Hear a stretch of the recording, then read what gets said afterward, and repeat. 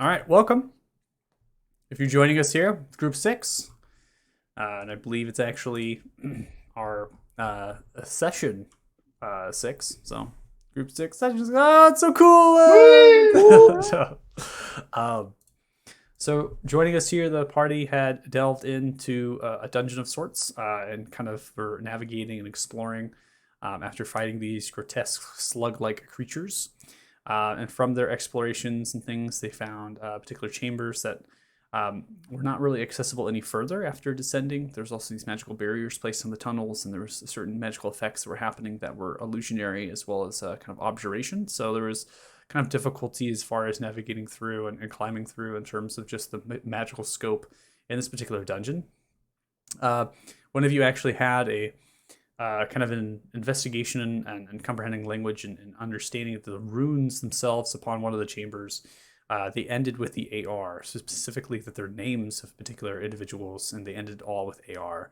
Now, upon getting to a kind of a central area underneath in the dungeon, going to another sublevel, you interacted with an eye monster creature that called itself Balrugar, which ended as an AR, and specified themselves as an elder kind of to this and the kind of creator of this layer that was there. And it also went into an additional information they left. Obviously, I didn't want to give too much for the stream, so the recap, right, going into that. But it gave information that its kin were taken, not taken, but essentially convinced, right? Was convinced of a following of someone else, and this someone else that they mentioned it goes by the name of Damodar. So they mentioned that individual. This particular creature, Valrugar, in the way, and the reason why it went into a deep slumber and why it's going to stay within this central chamber of its own doing that seemed to be harnessing these red arcane crystals for energy um, and empowering certain orbs and other sorts of magical facets that might have been pertinent to the actual foundation and structure of the and function of the layer. Its slumber was purely there to provide you all the Bane of Barrythune, provide the chosen ones upon their arrival the Bane of Barrythune. And it was a regiment made with an individual named Magello after a conflict had happened in the dungeons of the Wizard Keep, after a treachery of sorts, a treachery is what really referred to it as, of sorts, by one of the wizards of old, in that kind of abusing these creatures and the magical using Malrugar's kin, right, and the creatures of what it is, for magical exploitation, right? So you all kind of awoke it in a way, right, and why it's been waiting, and upon providing it and also kind of designated a prophecy of the chosen ones, restore order amidst the chaos. Very vague, not very specific, and it itself doesn't really understand it. But alas, it's here to help you at this point. Teleported you into a specific space where the prospector, the last one, was kind of crying for help. And you were able to slay this green, large creature with kind of large talons that was cooking potentially another prospector that had already been killed. And that prospector was the last one to survive. It was teleported out of that space, supposedly. And then Balrugar had mentioned that there was a kind of a nesting of these creatures in a particular space, and a queen that was mentioned in this particular space. Something that really kind of drives these creatures and that it needs to remove and exterminate them. I think that is where you all came to a little bit of confusion as to why Balrugar just didn't do it itself and why it's deciding to wait upon even the creature cooking the prospector or the individuals, as well as removing this queen or these creatures, right? And it kind of rebutted with the fact that its main purpose and its main quest for the last hundreds and hundreds of years is really to have been to await all of your arrival. I didn't want to jeopardize that. Maybe you're noting that it might not even have cared, and that it could have been insignificant in the scope of its own realities.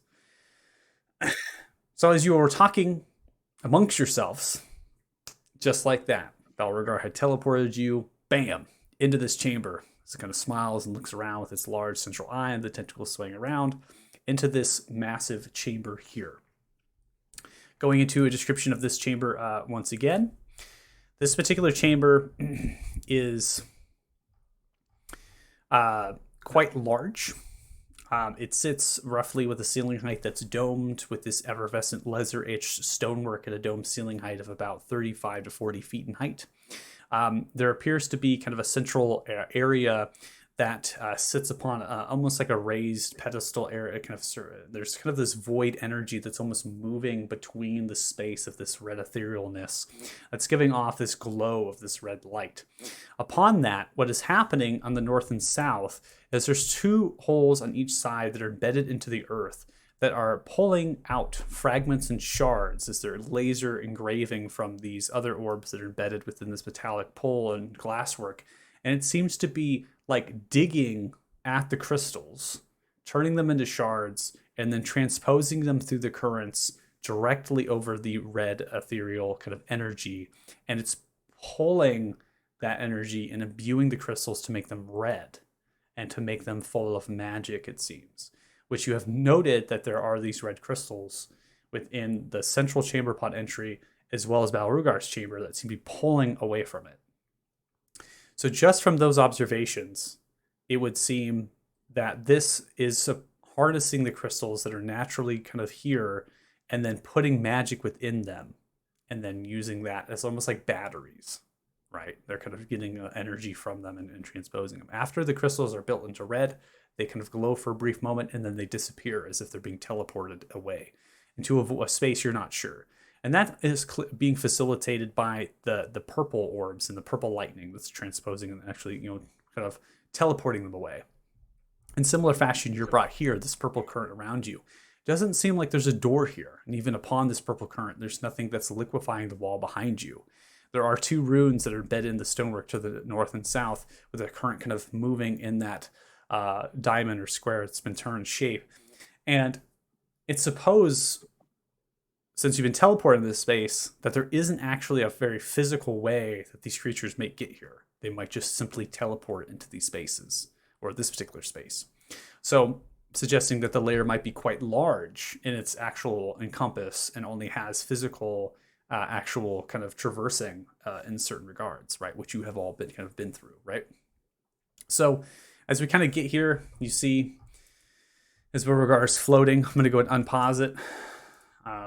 Also go ahead and get music situated. So I got to relog in here.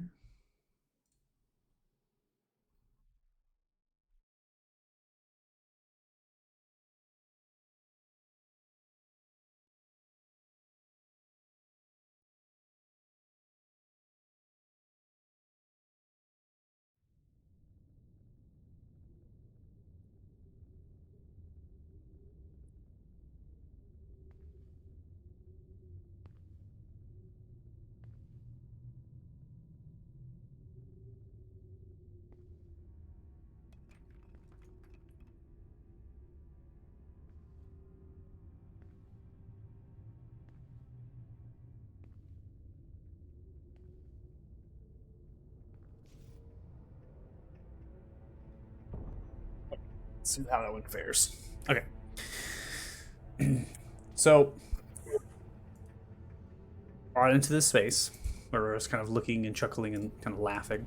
It's kind of stretching its eye, whatnot. You see these creatures seem to have formed these nests out of gathering different dried mushrooms and those sort of subterranean things, and they've put them together. And there's currently these spherical eggs that's kind of pooled within them. The creatures on top of them, which is the same creatures, these slug-like creatures, insectoids that have been you've been facing, are actually nesting. So there's more eggs coming out of them through some sort of orifice in the backside. They're almost like pooling more eggs into this thing, and they're making a series of motions of kind of shrills and things as they're kind of going about that. See, as this creature, Balrugar, is hovering forward just for a brief moment as it's in flight, kind of hovers, stretches and looks. These creatures are now slowly turning, moving their different tentacles and perceiving through the air.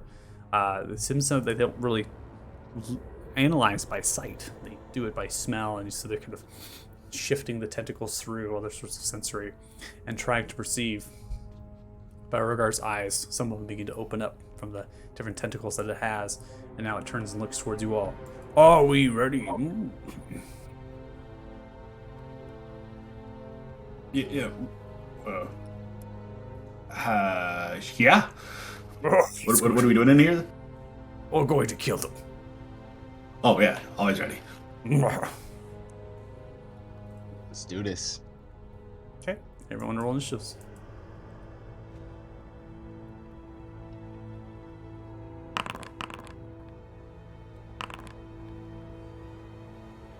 I also will be controlling Zell and Dirty Joe for this fight.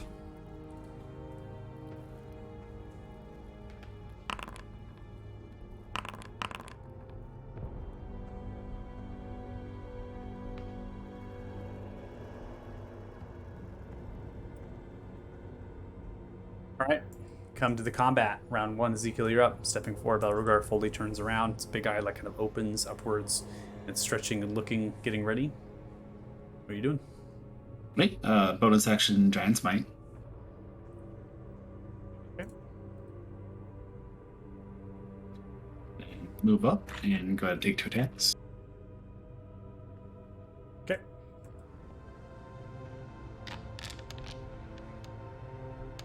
"14 hits, becoming large and kind of size. You begin to grow. You stride up this creature, looking towards you, shrilling. This land with the 14 level explosive damage, additional 1. That is 12 points dealt. And second attack. It's kind of shoving and pushing itself back, still trying to grip upon the actual eggs. It rotates its body. This is going to be a miss. 12 as he comes swinging across. And I'll just position myself over this way. And then my turn. Okay. Regmore, you're up.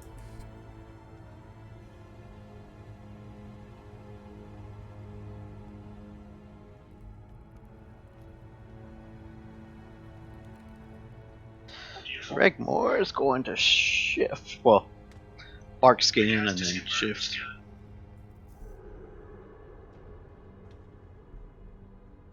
Okay. Got a bark skin and then shift yourself.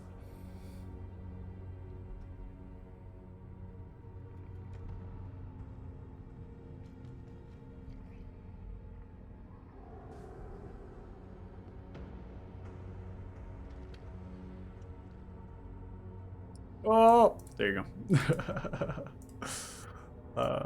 Also give me 2 concentrations. I love it. Huh?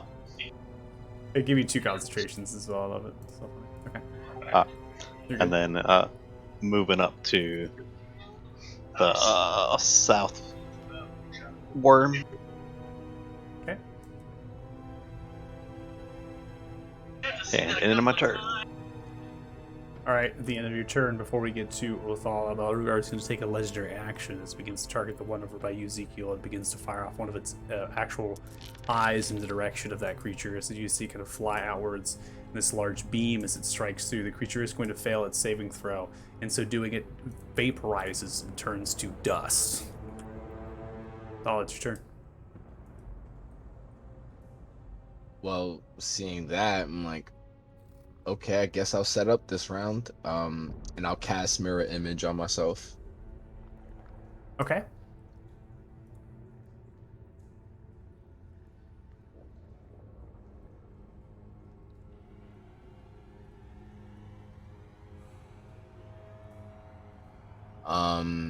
I don't have him out, but I'll take out heavy. Should have been with me. And I'll have him stay on Dia's shoulder. Okay, And I'll move. I give her put 2 help. down accidentally, so move over and fly over heavy for towards the shoulder. Sounds good. I got it for you. I moved it.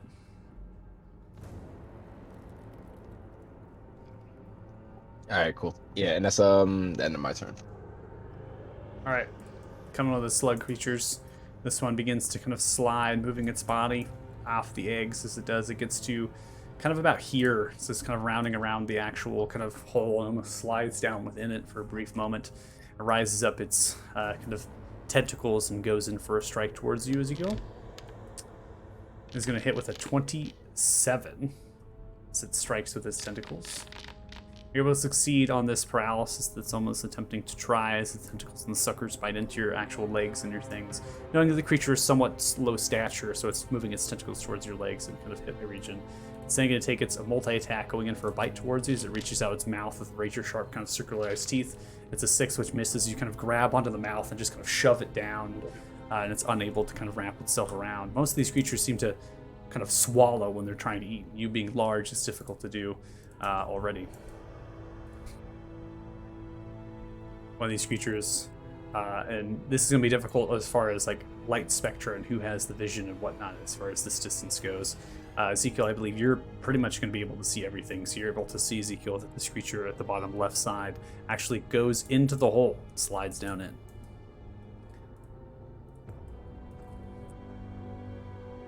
There's a deep rumbling that begins to happen.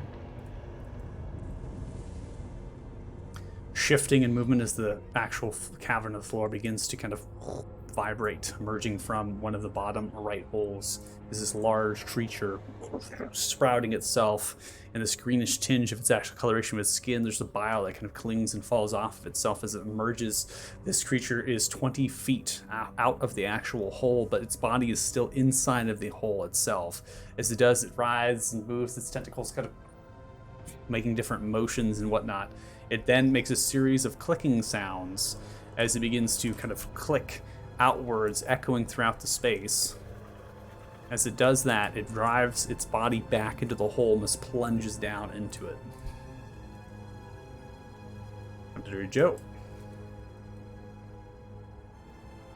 Dirty Joe is going to move 20 feet here. It's going to mark Slayer's Prey as a bonus action upon that one there. Is going to activate Sharpshooter, and then is going to fire the longbow. 12 is going to be a miss as it throws it out for the first arrow. As it misses there, it kind of veers off wide to the left, and then it's going to fire another arrow. That is a 17, which does hit. Does a total of 20 points of damage with the Sharpshooter, landing directly into the neck of the creature as it pulls back. That's the end of Dirty Joe's turn. We now come to Balrugar. Balrugar is going to be using a ray upon one of the top creatures here. One of the eye rays kind of flies out. It seems to pick the creature up for a brief moment, and then it throws the creature into the hole as the creature begins to fall. You hear it smashing into different objects and cuts and lacerations as the creature begins to yell out. Disappearing into the hole, it's not in sight anymore wherever it went. It then turns around to another creature and then fires off another ray. That creature is going to fail as you see it begins to freeze up and completely solid. It seems to be paralyzed. It's then going to hover a little bit, going into the space of the field. This is kind of between, kind of hovering. This energy is kind of embodied. It stretches its eyes, looking into across the space. Ezekiel, probably the only one who's able to see as far as this creature can in actual terms of dark vision, and then throws off another ray. This one particularly blue as it strikes across. Failure. That creature takes 39 points of necrotic damage. You see it's hit by the ray and splinters and bubbles with its actual flesh. And you see the smile of this large monster, this eye monster, can smile with its razor sharp teeth and goes, "Oh, joys to be young." Petrified in fear, this creature is now going to go into this hole and climbs in, disappearing. Now we come to Zell. What would Zell do? 10 feet. Let's see what we got. What we got, Zell? He's gonna try to shove somebody. Well, normally he pulls. He's been doing a lot of, yeah, I was gonna say, he's been pulling out Snowy and using the Dragon's Breath, right, on Snowy. Yeah. I think that's what he did last time. That's like what his go-to is. So we're just gonna keep it to that. Projectile owl. So expel the spell slot. Concentration is bonus action. Then using cantrip, throw the bolts. Well, with paralysis, 21 is going to hit. 9 points of fire damage to the one that was hit by the paralysis. And then with Snowy having, going to take the Snowy's turn, going to use its action for the breath.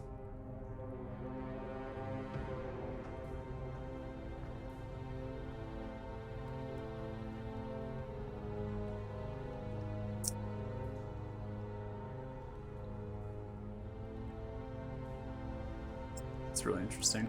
I don't think Dragon's Breath is set up properly on his character sheet. That's alright. We'll have it do fire damage, taking 3d6 damage of the chosen type. That's probably why it doesn't work. I think we were running problems to it earlier. And being a state of paralysis, I believe that that's going to be an automatic failure because it's based on a dex. So it's going to be a full total of only 7 points of fire damage as the creature gets roasted up in flames. Okay.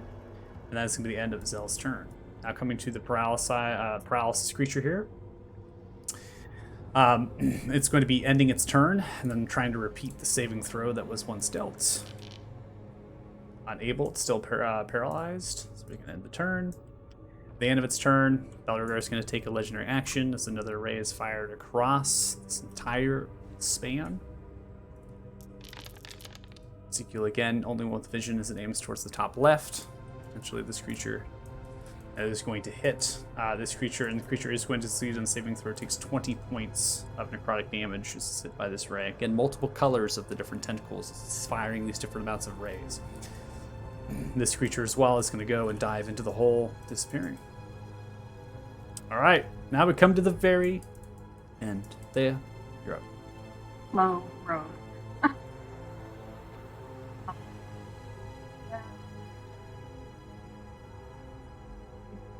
Stand on the edge of the nest to get within 5 feet, Okay. obviously. Mhm. And then I have Heavy helping me, right? Yep, Heavy's with you on the shoulder helping you. Okay, I'm gonna make sword attack. This guy. Do I make it with advantage? Yeah, the creature is paralyzed as well, so I'll automatically give it to you. And it's going to be a critical because it's a melee. It is paralyzed, so we have 12 points from that. Go and roll stick attack.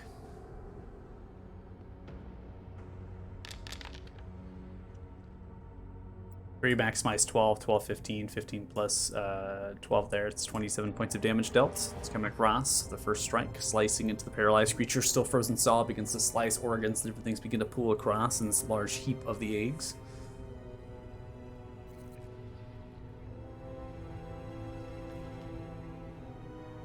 Action.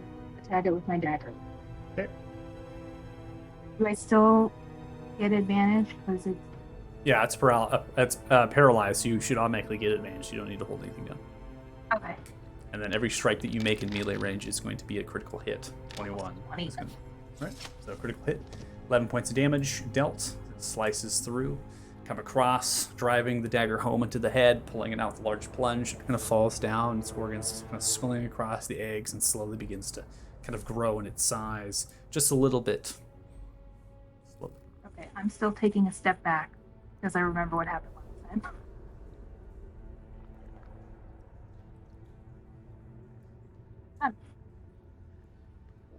Done?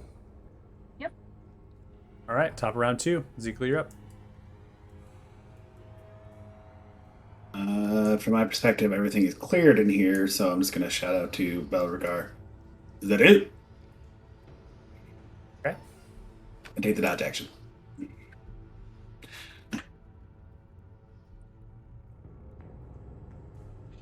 All right, so you can end your turn there.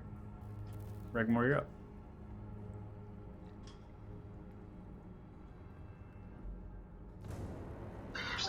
Rickmore can't see anything, so he's going towards the light.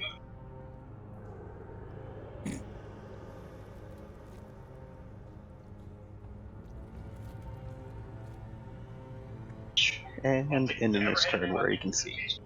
Okay. Sol, you're up. I'll move up as close as I can. And just look at Balgar What are we waiting for? And that's the end of my turn.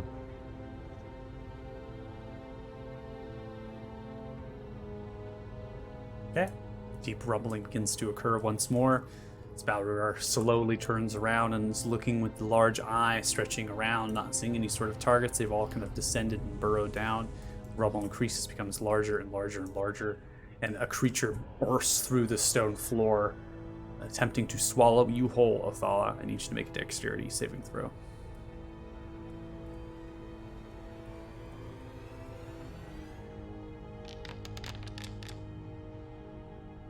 All right, I'm going to have you dodge nimbly out of space. As the creature is coming out of the ground, it is the queen as it emerges with a large kind of explosion out with different pieces of stonework. Balrog is kind of shoveling and moving in the hover position kind of outside of where it was attempting to kind of pull itself from burrow and attempt to swallow you. It kind of motions and looks in the direction, kind of slithering its tentacles and kind of looking around potentially for targets. It sets its eyes upon Balrog. As it does, it takes its tentacles out to wrap them around the floating eye creature. 22 is going to hit. It does 10 points of damage as the tentacles do wrap around, and you see that there is some sort of magical effect overcoming Balrog, and he seems to almost freeze somewhat solid from the paralysis. It begins to form across the body. He's kind of getting this. Now the creature, the queen, begins to open up the bite, coming up for a large clench of the jaws across. It's going to pull Balrog close and just barely kind of not getting the mouth fully on certain different aspects, and is attempting to as it is just merged itself. Balrog is indeed paralyzed, but still up, still alive with much health. Now come to Dirty Joe.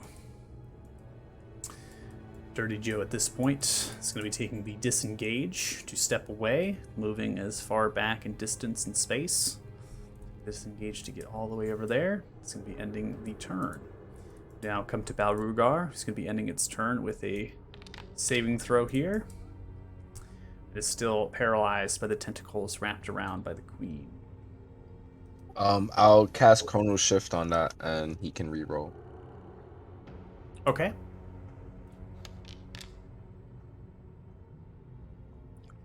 All right, this is going to be a success. So that's going to be the end of its turn, that it succeeded on the getting off. So the see the eyes kind of shake, the large eyes, it shakes. Rah! And it's kind of taking him back and kind of grunting, and this dark, deep speech begins to kind of immense from its voice and echoes out in a guttural-like language. It's almost angered and infuriated that something like that would happen.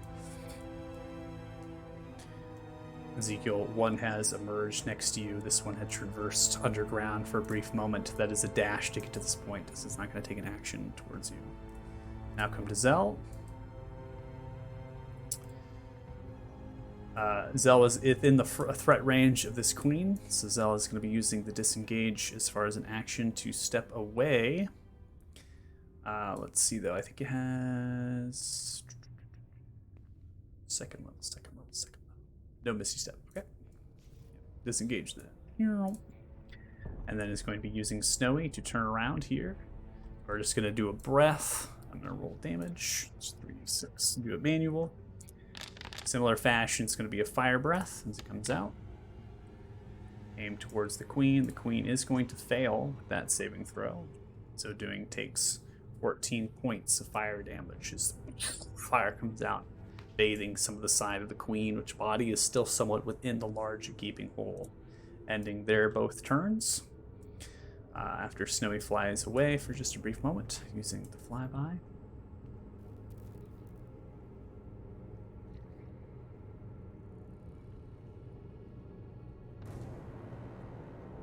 Another one emerges from the same hole, Ezekiel. This one taking a dash as well to get to this point. Crawling and sensing your motions as far as smell, and protruding out of the same hole that the other one emerged from. And that is going to be the end of that particular one's turn.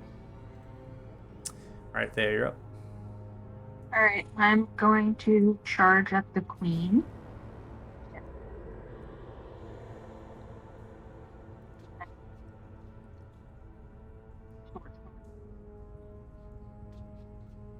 I think you're lagging. Can't hear you.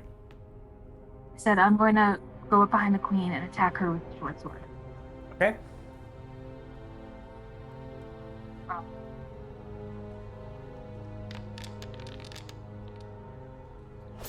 All right, 11 is going to be a miss as you come in for a short sword stabbing. Slide across some of the bile that's dripping and kind of becomes too slick as the blade does not penetrate through its gooey flesh. okay, I'm going to bonus action with my dagger.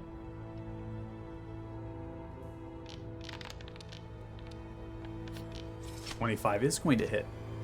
Deals 5 points of piercing damage. Take the dagger out, coming in for a kind of a backhand slash. You slice across. Make a sneak attack as well if you'd like. Additional 7 points of sneak attack damage dealt to the queen. Okay. Some of its blood. Did her sneak attack increase right now? No, I'm sorry. You're good. Are you talking about if the die increased? Yeah. I don't think You're it good. increased. Yeah, I don't think it increased just yet. We cool though. Stack D6 every level. All right, so a total of 12 points of damage dealt with the dagger sliding across. And I'm going to stay here so I don't provoke an opportunity attack. Okay. Well, you could use your bonus action ready for the stab. So Yeah, I already queen. used my bonus action. Yeah. So we'll end your turn there. Come across the top of round 3, Ezekiel. Before you start, Eldragar is going to be spending a legendary action, now without paralysis. As it does, it targets the one on the top side as it fires off a bluish ray aimed directly at that one. That one takes approximately 26 points of necrotic damage as it begins to dissolve and shrill in a body of bluish flame and energy as it's now dead. Your turn.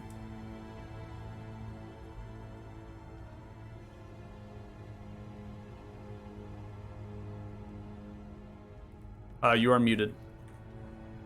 I'm going to give a nod to Beauregard and go ahead and start paying attention to the one on my left, take a couple attacks at it. First one. First one's a nat 1. Just a bad miss as it comes around swinging and kind of crush into the large eggs and the sacks underneath the particular creature that's kind of on top of the mound. Strike through. Meant to do that. I'll take another attack.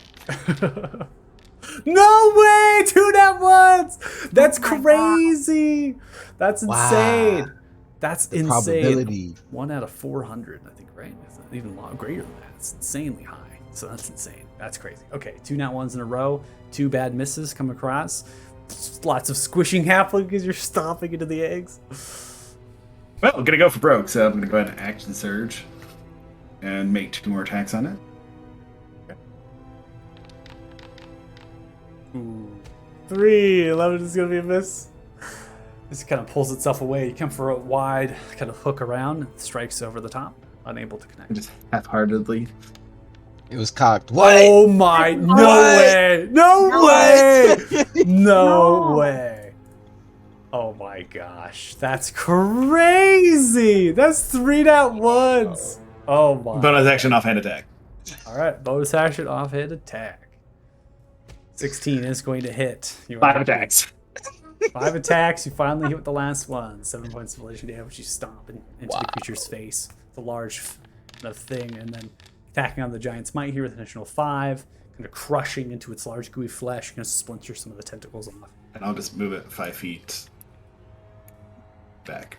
Okay, you see it kind of gripping as you kind of push it 5 feet back. Some of its ass end is kind of falling into the hole, but it's pulling itself with large kind of suckers underneath its flesh. These things are hard to hit, huh? Slippery. We're just watching Ezekiel flail around. It's over here shadow boxing over this thing. I love it. Anything else? That's it. All right, I'll end your turn there. So, Regmore, you're up. Regbor still can't see anything. So he's going to sniff around as a bear to try to locate anything that's not the, party members. Hold on. Does your... Oh, hold on. You literally... Okay, hold on. Here you go. Can you see now? No vision. Nope. Cycle off of the token and then click it again.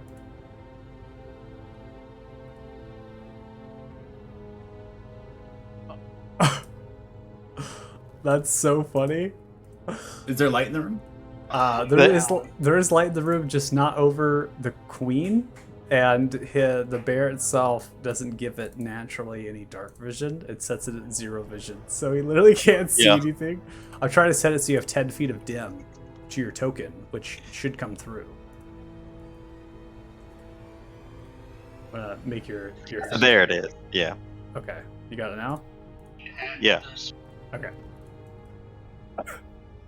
I'm sitting there going, oh, everything just went through. It's like, oh yeah, the bear doesn't get dark vision. It's like, Yeah, that was my problem too. I will sniff around and sense things. All right, you sense the queen. You're there. I'm gonna attack the queen. Attack of the queen. Go for it.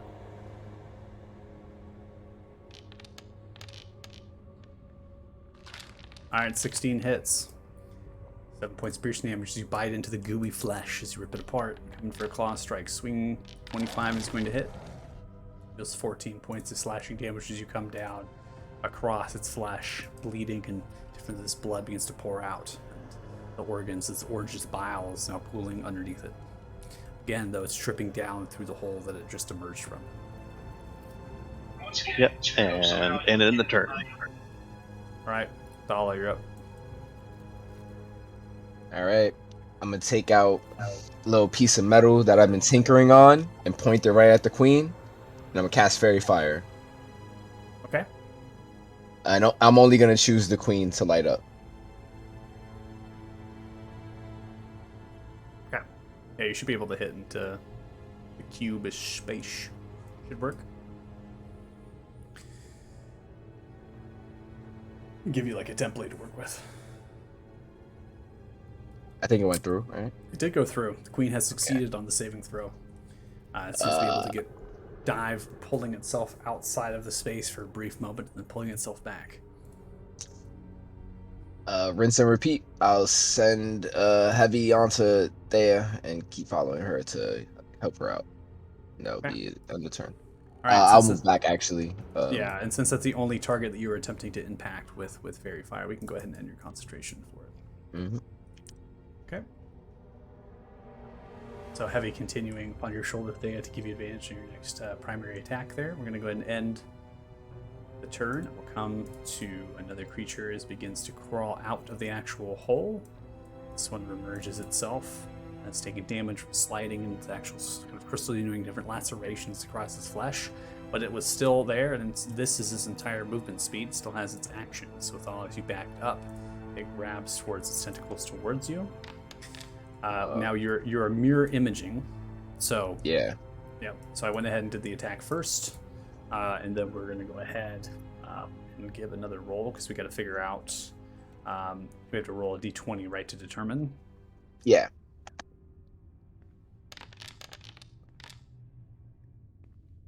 Okay, it works. So one clone gone. Okay. So as the clone strikes in, you see it kind of hit. As it's hit, you see kind of vanish as the tentacles come through. It then opens up its mouth for a bite at you.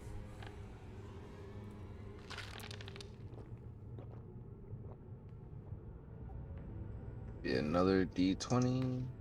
So. Well, that's a failure, so I'll take that one.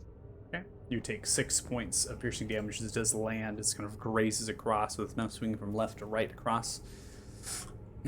2 clones still left. It's going to be the end of that creature's turn. Now come to another one. I'm going to invoke my stone room and try to make it charmed. Okay. So it has to make. Oh, what's the saving throw? All right, it is going to be a fail on your stone room. Okay. So it is charmed and incapacitated with the speed of 0. You can repeat at the end of its turn. Charmed, incapacity with speed of 0. kind of lobs and is moving side to side with this daze. What does it look like in terms of roleplay? Yeah. So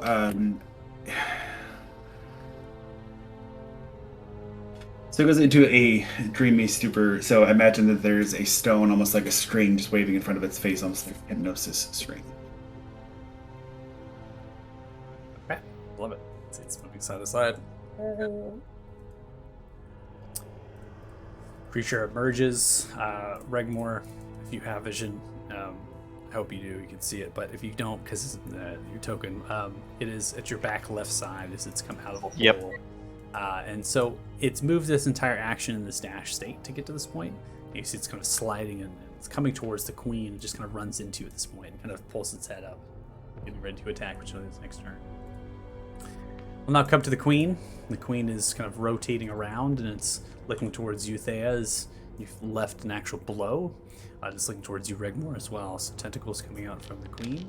Aim towards you, Thea, here. 29 is going to hit you as the tentacles wrap around. Alright, Thea, you take 8 points of poison damage, and such you are paralyzed from this condition. You see that your body begins to become frigid and solid, kind of holding together, and it doesn't seem as though you can move, and your vision is still there. The queen is then going to rotate its body around, looking towards Regmore. As it does, it comes in for a bite. That's going to be a nat 1, which misses. Roll. Nothing bad happens as it just strikes into the ground, badly missing. It's then going to rotate its body back towards you, Thea, and aims it for another bite, taking a multi-attack of 2 bites on tentacles. Now you can finally see what it's really capable of if it does not continue its burrow. Landing the critical hit as you are paralyzed, it grabs its mouth down to grab on. As it does, it pulls you into its mouth, dealing 20 points of piercing damage to you, Thea. And you are now restrained in this condition. You are in the creature's mouth, as the creature has now pulled you in, potentially for a swallowing-like mechanic to consume you. Wonderful. We'll now come to Dirty Joe. Dirty Joe, seeing the 2 targets, but now also stretching and seeing you, Thea, potentially being consumed. The issue with Dirty Joe here is that it can only hear you being attacked and consumed. Dirty Joe does not have dark vision. So Dirty Joe is actually going to fire at the charmed, incapacitated one, the one that's marked with Slayer's Prey. That is actually the only real one that it can really see, and it's close by. So Dirty Joe is going to go for that. 2 bow strikes here coming up. First one. It's going to be a nat 1. How many nat 1s can we roll in this combat, I should say? Holy It's already like cow. 4. That's a 7 lot. so far. Goes in for the Wow. second. Yeah, I rolled 1 for my initiative too. Yeah, lots of nat 1s here. That is going to hit. Dirty Joe does 24 points of damage to that one that was incapacitated in that state. As it does go straight into its head, kind of lobs and flies off to the side. It's at this point I'm actually going to state that Dirty Joe is going to be lighting a torch. Give a vision here. We'll just go ahead and have that be a bonus action that Dirty Joe can do. So let's give Dirty Joe some light here. And then Dirty Joe is going to be moving 10 feet to kind of maintain position of everyone. Now come to Balrugar. Balrugar sees, right, that you've been consumed. It's kind of groans and looks, and then sends a barrage of rays aimed towards the queen.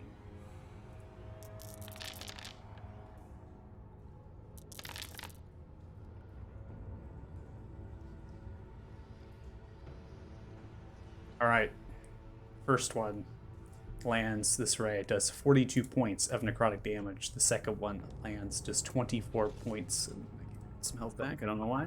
18 minus 24 does an additional 24 points. So both eye rays land directly into the center of the beast. Still not dead. It then is going to fire off another one. You see as the creature fails that throw directly as the eye goes into the creature as it does, it begins to spread out, dissolving the creature in a blast amounts of dust and debris. It vaporizes and disappears in a cloud of ash, no longer restrained. You kind of fall out of the creature's mouth. The creature also is not here any longer, just a gaping hole, and you're kind of in the midst of the rubble, Thea, as you fall out of its mouth, landing upon the ground. Before you fall, Belrugar sends another eye ray directly to you as you're falling a great distance being inside of its mouth. It seems to use telekinesis upon you, it strikes and slows down your fall as you gracefully land upon the actual rock and stone, ending Belrugar's turn. We now come to Zell. Firing Firebolt here, in action. 14 is going to hit. It's 18 points of fire damage there. Snowy's going to fly over, use the breath. Just going to roll the damage. Fire damage is what they're doing before, so we'll keep up with that. Do a save here. Then it's going to be a failure. Takes an additional 12 points of fire damage from Snowy. Snowy's going to fly back. Zell maintains position. Its turn.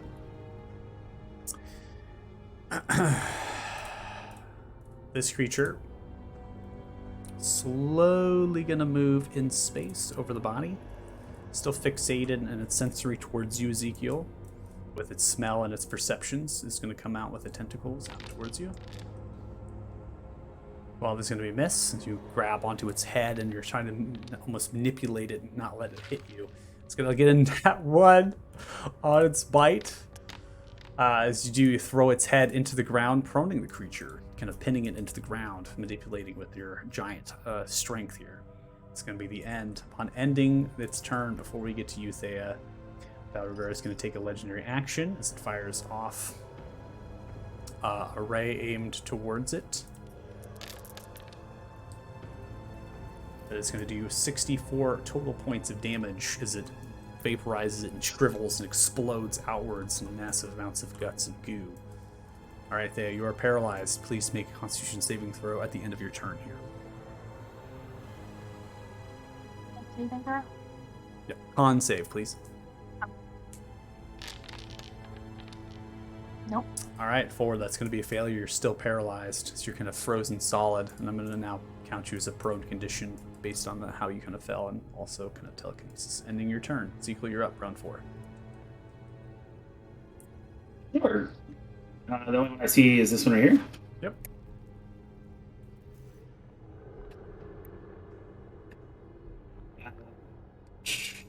I will just move, and I can't go quite up to it, so I'm going to action dash to the other side. Okay. End my turn. Alright, ending your turn. Regmore, you're up.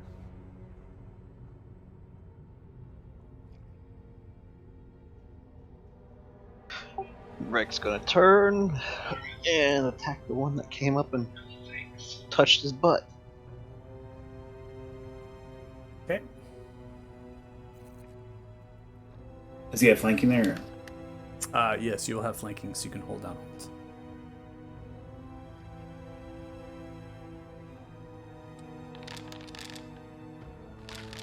Alright, 13 is going to hit. That does 5 points of piercing damage as you bite down onto the creature, kind of ripping towards the side. It's just moving its head around wildly. Coming for the claw attack, 19 is going to land. 14 points slashing damage as you come through, the creature slicing across its chest and begins to kind of fall down, barely alive. And end of my turn. Alright, end of your turn, and before we get to Othala, Belrugar takes a legendary action. I have had enough of this. As it does, it fires off another ray. That is going to do 51 points of damage and disintegrates this creature as it begins to burst into massive amounts of dust and no longer existing in space. With that, combat is over. You see Othala like preparing a spell ready to hit that one, and just look at Beauregard like, thanks. Floats over towards Thea. Thea, please make a Constitution saving throw.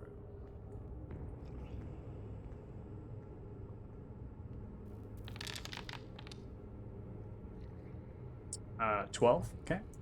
Sees Balrugar kneels down, begins to do something to you. Different eye rays are kind of shooting into you. Seems that whatever effect was paralyzing you is no longer.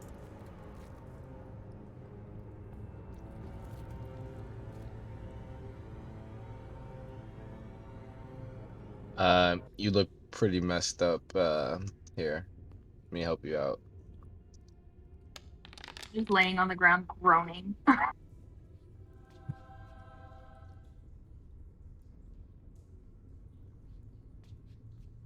Temporary gets healed as the It fall touches you. doesn't help that there's like two of me spinning around while you're looking, like coming out of paralysis. No, I'm very disoriented. Don't worry, this is actually happening. You're okay. Cool, thanks. Well, that was fun. That was. You look like you were having a lot of fun. It's been a long time since I got to kill anything.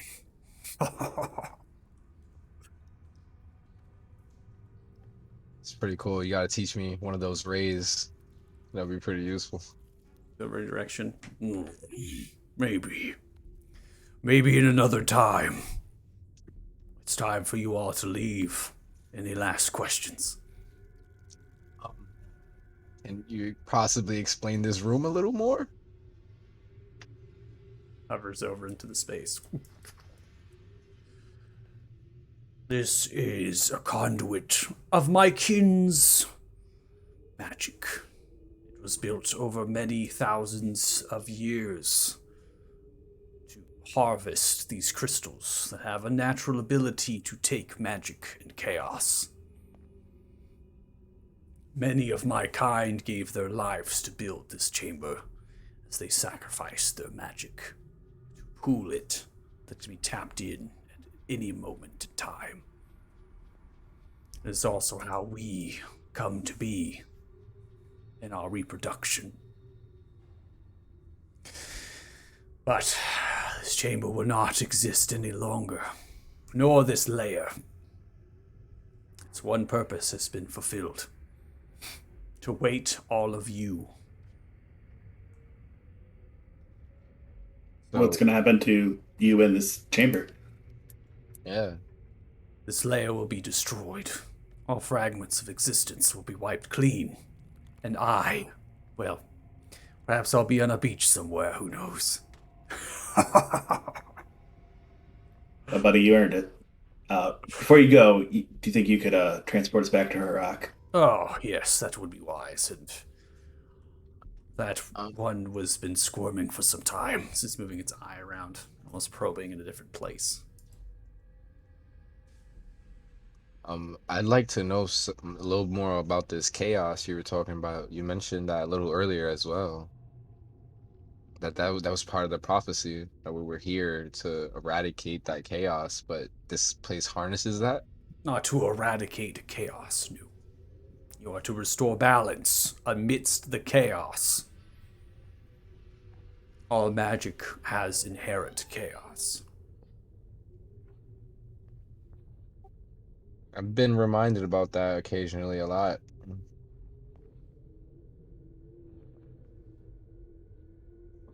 Then you must right whatever wrong it is this prophecy states. That is what is supposed to come to fruition. Perhaps not. After all, I don't deal in prophecies. But a bargain has been struck, and I have waited in my slumber and has been achieved. I am also nearing the end of my existence. You have so much information though, like a lot of information, Balrog. It'd be a shame to lose you. It's over. Oh. You will not lose me. I simply amidst one entity in the realm of all of the cosmos. Collection of all facets of information.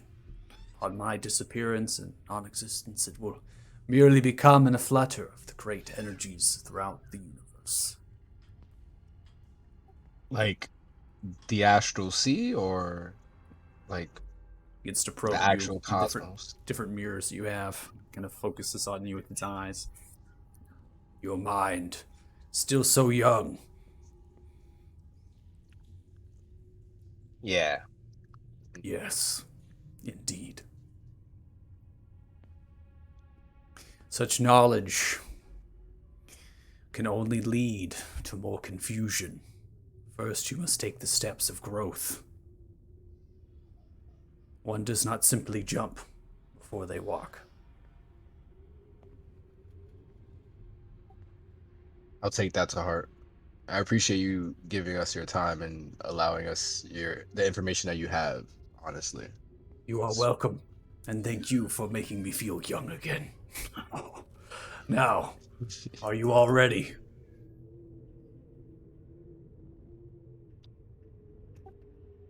Yeah, I'm still Yeah. groaning. Othal is just looking back in this gigantic chamber of magic in awe, saddened to leave. Farewell, chosen ones. Farewell. And maybe, if fate decides, we will meet again.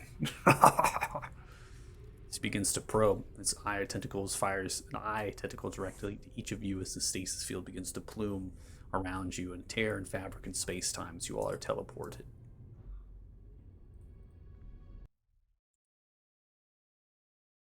Above the city? Oh my gosh. Teleportation magic. It's just so good. You arrive in a designation in this particular space, slightly off map from the Frostdale Tavern, but nearby. Seem to relevant that maybe as a structure of kind of familiarity to you all, and use that to kind of send you there. You see is the dwarf, Timothy, the prospect that was saved. Thumbing themselves. What happened? Timothy, I thought you went into town already. No. I was somewhere dark, somewhere floating for a period. I don't know where I was. I was quite scared. I cried. But every voice I had just echoed. It didn't go anywhere. And I was trying to flutter my arms and move my legs, but it didn't work. I just was floating somewhere. I was very confused. It's like in realization of what he was going through, and it's like, oh. Well, we're here now. That's all that matters, right, Timothy? Yes, I suppose. It was also quite late, so it's near the end of the day right now.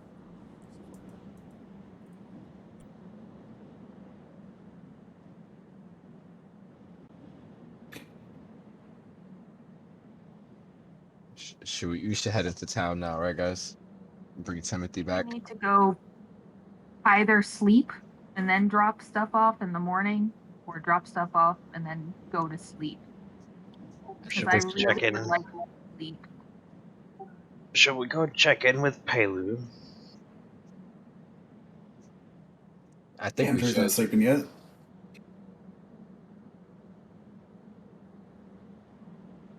Yeah, let's do that. And I'm just gonna start walking. Yeah. Okay, so you're heading towards the field house. Yeah. To Palu.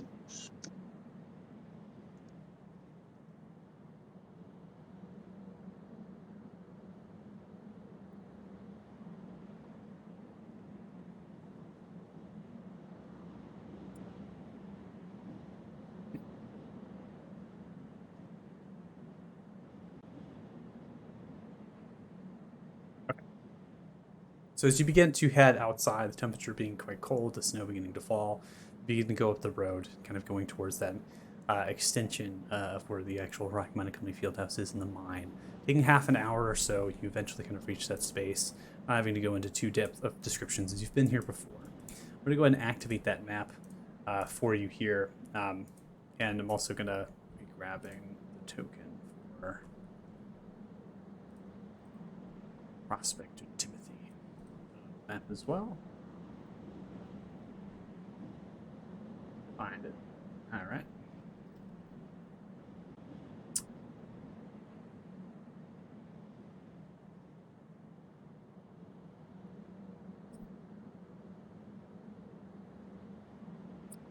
So the field house seems to be relatively undisturbed. There's fires coming in from the south space with a canopy in the kind of eating area. You're hearing the bleating of the goats as you kind of approach from the northern corral off the road there. People are moving in and out of the mine. Again, it's quite awake up here versus what is down below. There's also individuals that are kind of now leaving the mine, potentially changing shifts for the night or swing shift perhaps. It's unclear. And eventually you get to the two-story field house here and adjacent and attached to the storage kind of domed long rectangular building as well. Thoric is there, kind of leaning against the wall, covered with a pelt, smoking a pipe currently, kind of blowing it outwards and keeping warm with the pelt of a cross and just leaning against the side of the building.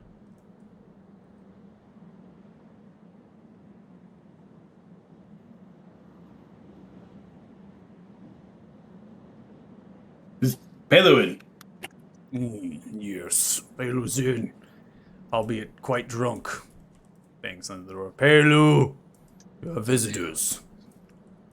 Walks back. The door now swings open of its own volition of magic, meant by Pelu. Timothy follows. The whole time, somewhat cold and frightened. And funnels in along with you. Dump Prestidigitation all on the Thowric. rucksacks I was carrying down. Sorry, I had two conversations once. What's up? I'll There. let you go first. I was gonna say I cast Prestidigitation on Timothy and just make him warmer. But, yeah, Oh. Okay. I was just gonna, like, not so casually, just like throw the rucksacks that I was carrying on the floor, like the proof of the other prospect. Oh, okay. The actual backpacks and the things that you were able Yeah. to gather as far as items. Okay. we never course, went we over checked. how many we found as well. That because we all were carrying some, right?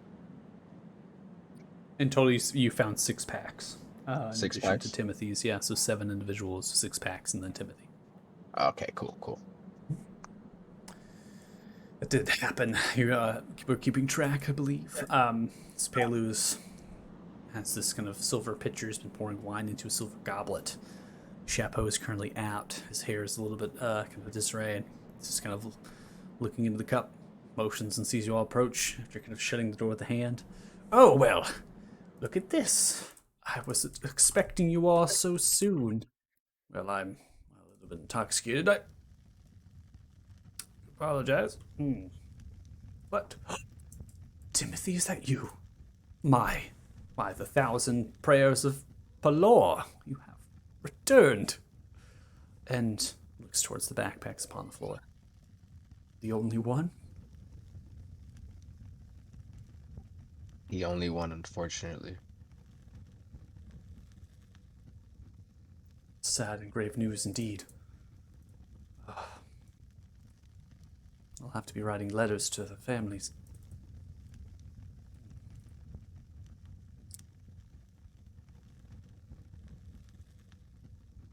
Sorry for your loss. Job's done. Give us a repayment. Yes, payment, of course. Apologies. What did we agree upon again? 1,000 per. 1,000 per. Yes? Yes.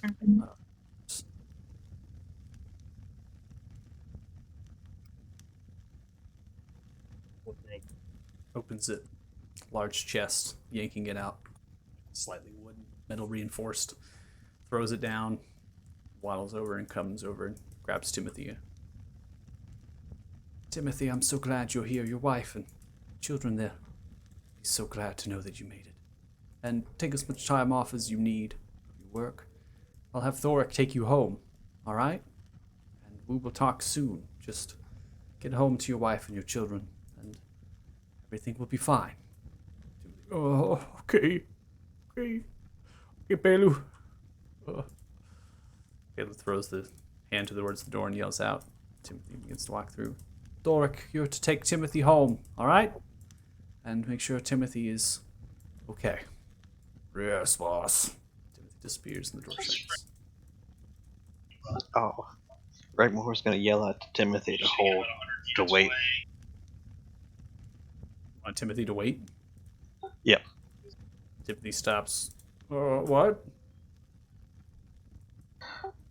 Reg will look over at the Ezekiel. Should we give it the rest of what we found in the cases, the gold and treasure, to Timothy to give to the rest of the families? Reg, there's I don't really have all of the background, but really, I mean, it comes through pretty well. Like I literally could not. I heard your voice intermix with whatever was happening in your background. Just FYI. Felt like I was going through a drive-through at McDonald's. Yeah. Is this better? Yeah. Yeah. So Reg will look over at Thea and Ezekiel. Should we give Timothy the gold that we found in at that creature's room to give to the rest of the families? Yeah. Out of character, how much was it? I wasn't here last week. Think it's let me check. I have it written down in my notes. Oh, how much gold that you found inside that chamber? Yeah. Um, Gold that Zell wanted to keep. And I told him I'd heard him. 1700. Give it back. 1700? Yeah. For 7 families. Yeah. What is that?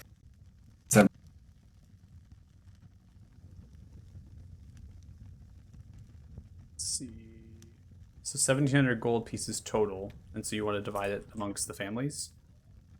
So roughly 242 and change Yeah, per family. 242 with change.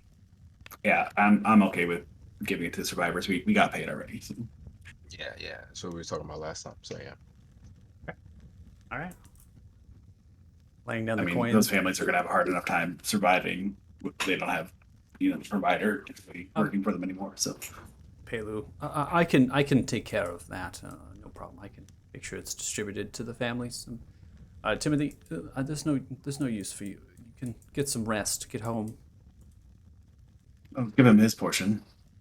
I mean, Thoric comes by and grabs the coin, the portion. Yes, of course. And kind of moves the hand towards the door to shut it. All right. Well, if you want to lay down the other gold that you're giving the families on my desk here, you're welcome to. I'll make sure that it's distributed. Yeah, sure, Billy. And then your coin is there. All of it is there. 7,000. 7,000 gold pieces for each of those ones that you were able to bring back. At least the backpacks here. So we have 6 people in the party. I would recommend 1,000 per person, and then 1,000 into the party funds. Agreed. Who's kept? Was it Red keeping the party funds? Yep. Yeah, Alright, you got so it Reg. right? Oh, I wrote it in my inventory. All right. All right. Wait, we shouldn't have 2 people tracking it, so you guys got to decide who wants to track. Yeah, Reg, I'll take it out mine. I don't mind. What'd you say?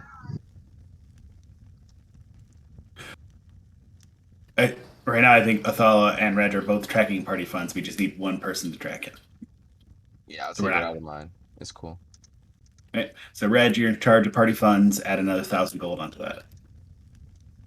I can make a treasury vehicle if you all want. Give you all ownership. That is great if you could, like a treasury actor or whatever. Yeah, I'm gonna make a vehicle of it. That way, if Reg isn't here, we're able to manage it or something. Yeah.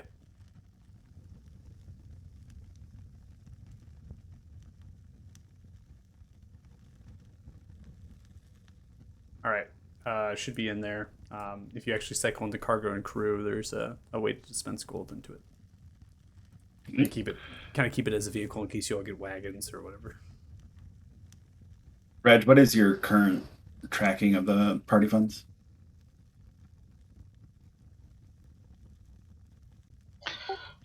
What was it? One with this, it's 125? No, it's 2,000. 2,000? Mm-hmm.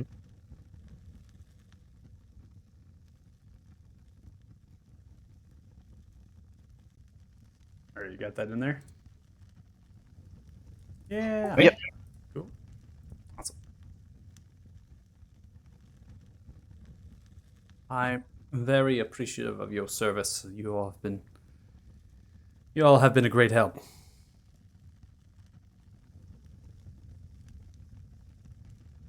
Of course, Belu. Yeah. Sorry about your loss. It is deeply disturbing that they have all perished and only Timothy had really survived. Could you tell me what had happened? Maybe I can explain it to the families.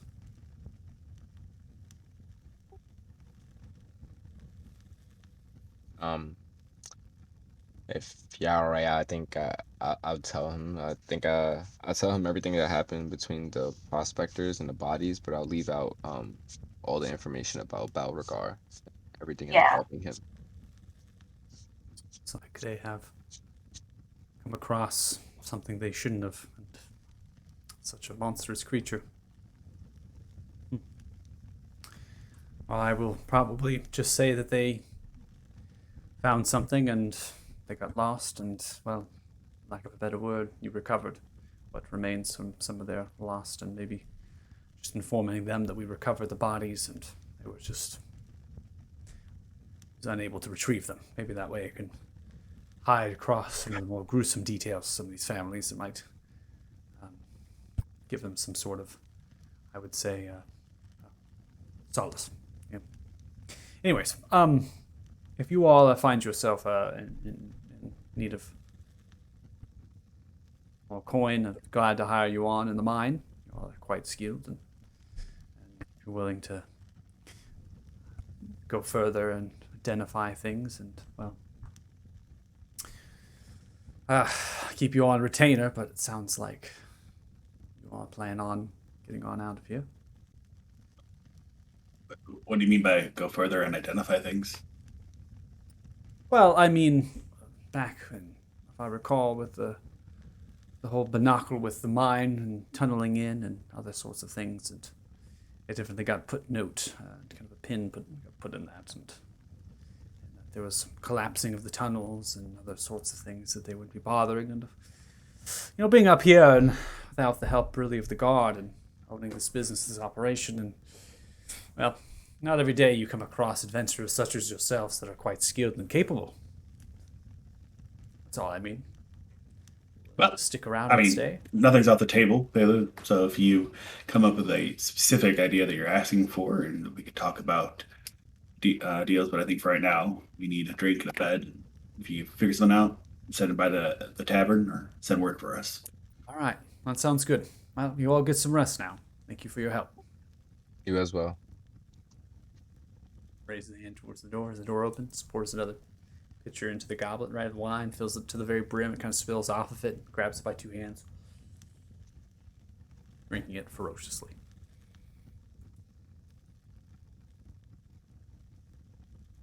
And do we? Yeah, I want to go take a bath. I've never been almost eaten before. Feeling it. You should just Feeling- learn how to use magic, and then you could do this prestidigitation, cleaning myself. Yeah. And can't you do I that for think I her? still want a bath. Yeah, you could could, You could but- use that. I could, but she wants a bath. I want to relax. This is just quick, it's like, like 30 seconds and I'm fully clean. All right, let's see if I feel better after you prestidigitate me. 30 seconds of full-on prestidigitation. Should be like 5 feet. Yeah, I mean, if you're trying to clean, yeah, Yeah. sure. Yeah, we can just say you do that. It's no problem. Get it all nice, clean, prim, and proper. Looks good. Any better?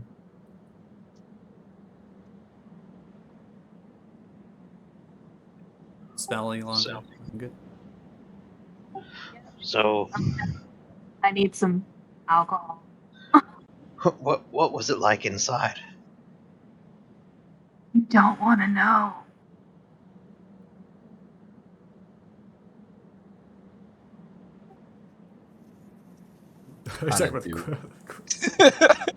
Silence. Everyone, just no talking. You don't. No. You don't want to know. Dead eyes. Dead eyes. 1,000-yard stare. Detect thoughts. Nah, let me stop. Happens. Inside What happens? joke. What happens in the queen stays in the queen. What happens in the queen stays in the queen. David's face right now. Talk about like pregnancy or Oh, that's good. All right. Well, are you all headed back to the tavern then? Yeah. Yes. All right. Heading back to the tavern. People of the swing shift leaving, kind of following the road. You also see in the distance this 30-minute trek heading back. Heading back to the Frosteel Tavern, you can see Timothy as well as Thoric kind of going together. Eventually, they kind of disappear into the sea of the village. You as well get into that kind of realm, and here it is. One single-story stone, tiled and stone walled building. In front of you, the sign of Frosteel Tavern. It's actually a nice town, guys. Yeah. No? I like it here. Making more gold than I thought we would. Seems to be Honestly, peaceful I people. didn't think that would happen.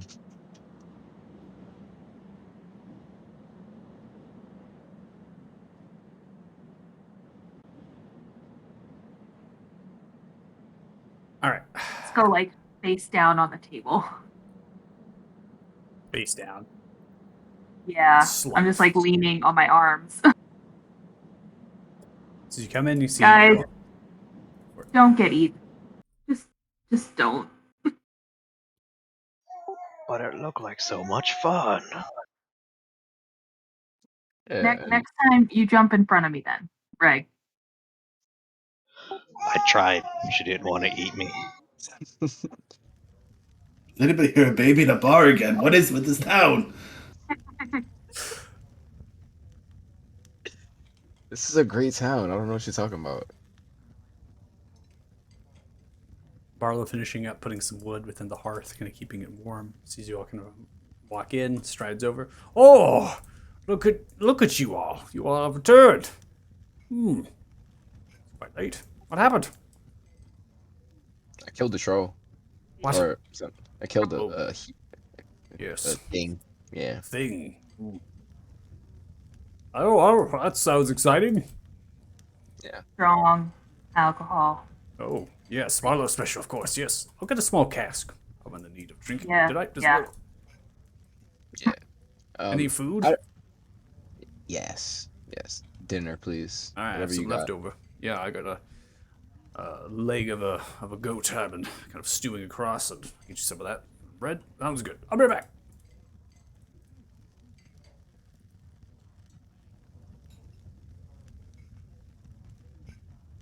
So we have a couple things, loose ends here in town, and we just said we were going to talk about after we did this prospector job. But is now a good time, or you want to have privacy? Or... I mean, we could talk here. I don't think anybody should just pay real mind to us. We don't have to talk about specifics. We just have two directions we can go, and one is maybe connected, but you know, looking into politics or mining, and leave it at that general vagueness. So, out of character, referring to further investigating the situation with the Duke, or going deeper into the mines and maybe infiltrating that way, or then back in character, or I if we're think getting ready to we need to go talk to. He wanted to know what happened to the talk to who? prospectors. The Duke wanted to know. Yeah, We should talk to him again. Plus, it gets yeah. us in his house again. I have a thing as well. I don't think we've spoken about where our next destination is. I know we're doing these jobs and stuff so that we can get by and all that. But when we take this caravan, are we just gonna go and wherever they drop us off at, or do we have a real destination? Because honestly, I've been thinking about it, and I feel like Ailithin is a great spot for us to go to. There's certain things that we have like loose ends that lead there, and for some reason I feel like we should be there eventually. I agree. I'm not opposed to going there, but I think one step at a time. The next major destination would be Athema, larger city. You can regroup there, get more information, plan our next course. If we don't want to stay together, and that's a good place to uh, plan out some next steps. Okay. But yeah, I agree. I agree with Thea for right now. As I feel like we should talk to the big guy, main guy in the town, and see what goes from there. All right. So stop by there tomorrow.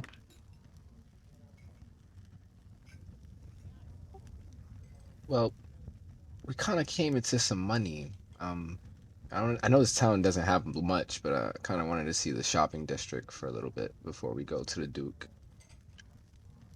Yeah, I mean, they The look the like village miners, square but with like 4 or 5 Yeah, traders. Yeah, little tents. Yeah, their yeah, little district. the district. Sure. we'll see if there's any traders that maybe are from the city. Who knows? Uh, but we'll check it out in the morning and then maybe head over to the Duke. Agreed. Reg, any thoughts? Uh, I went through the shops.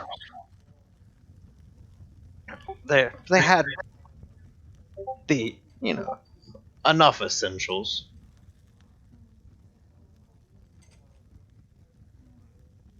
Okay. That's exactly what I needed. I'm kind of like walking outside with just just a shirt and a sweater, and it's not really doing much in these fights. You need to get a little more meat on them bones. It's funny because I can't really get much bigger than I am. I don't think it works that way. If my I try, but I don't. I think it's my metabolism just doesn't allow it. I can show you how to do push-ups. See, the thing about muscle definition with my race is we just don't have it in us. And plus I'm magically inclined. I could do push-ups with a spectral hand. I don't think that's pretty fair. Kind of You're defeats the you're a half purpose. elf, right? Or are you a full elf? I'm a half elf. I'm gonna look at you when you say it's a thing about my race.